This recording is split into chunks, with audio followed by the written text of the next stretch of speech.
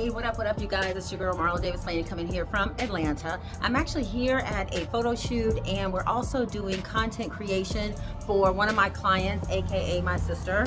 Yes, I'm doing this without a mic, so you're gonna hear the stuff in the background, okay? Because we're gonna do it messy, y'all, but we're gonna do it, okay? So I asked her, could I show up while she was doing her content creation for a course that she's doing to help you become a real estate investor. So we're here, we got that done. I asked her a few questions, so take a listen. If you have any questions or you think that this might be something you want to do, I'm gonna go ahead and provide a link for you guys. I'm gonna get you a little discount, okay? I'm gonna get you a little something, but take a listen. I'm so proud of her. Yes, she's my client, she's also my sister, but thank you for coming and checking out my YouTube. I don't know what number this is. This might be number 4, but anyway, I appreciate you guys. Like this, share this, take a listen, and let me know what you think. Hey, my name is Kurt. I'm just calling because I DM'd you Freedom, and because I saw people to start off for something like this.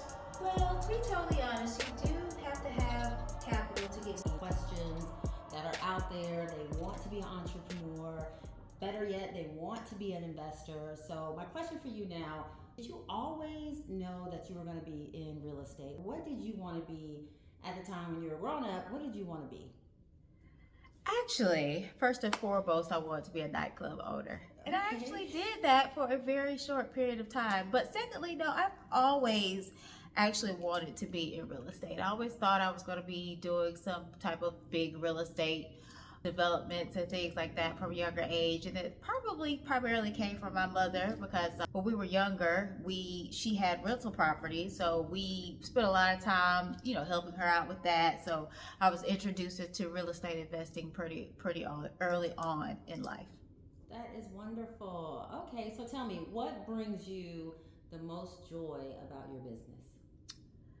Well, I will say 2 things. So first is actually getting the finished renovated property, for example. I think just revitalizing properties, making them livable again, and having someone buy them and that's their new home where they're raising their family, that just brings me some type of inner joy.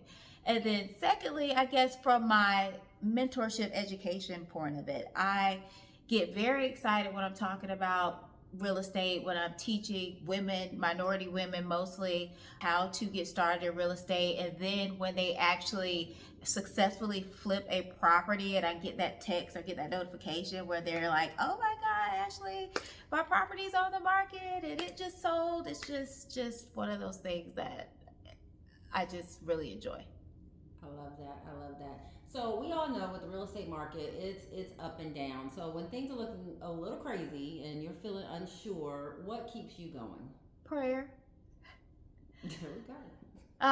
Look at God. Honestly, it can get stressful, especially when the market's shifting, which is going on right now. But I guess the most important thing is understanding that you have different exit strategies, even though that probably wasn't what you were planning when you went into the deal. But making the best decision based on how it's going and to live to fight another day. I mean, I'm actually going through that right now with a property we're having to refinance and rent out, even though that wasn't the plan. But at the end of the day, it's not a loss because I'll rent it out and we'll try again next year.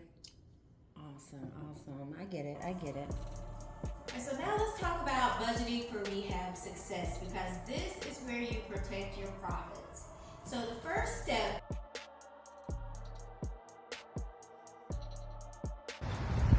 What up, you guys? Look at this. Listen, hey, thank you for watching this episode. I am in Tampa, Florida right now. That was actually filmed in Atlanta. But Ashley is doing such an excellent job.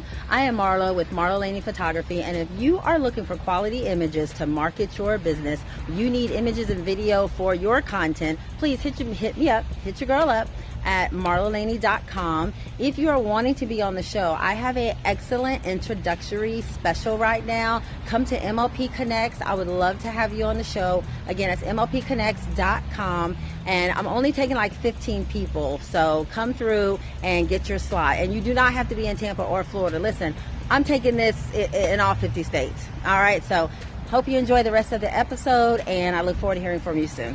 Do you have a morning routine? Because I'm big on a morning routine. You hear about people saying they got to wake up at 5 o'clock in the morning to be successful. But do you have a morning routine? And if you do, would you share it with us? Sure. Well, I have a morning routine Monday through Friday only, and weekends it's whatever.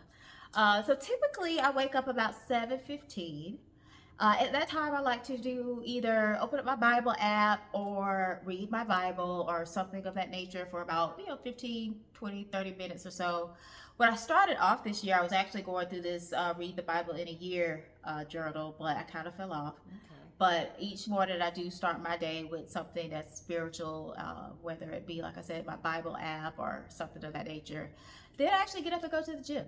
I try to go to the gym most days, so I'm either going to the gym or I'm going to Orange Theory. Then by that time I get back home, make some breakfast, and start my day. Awesome. So in this day and age, what does success look like to you? Success for me looks like being able to live abundantly, but on my own terms. So I like the freedom that I currently have. I'm one of those people, I would probably take less money to have more freedom.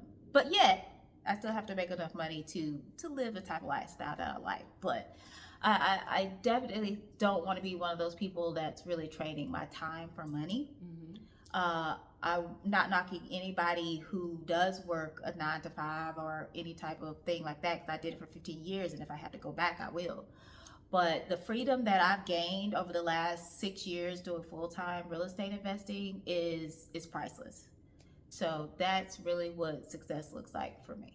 Okay. And for someone who is thinking about becoming an entrepreneur, what advice would you give them? Like, what one thing would you say that they can take as a nugget to help them decide whether or not being an entrepreneur is for them?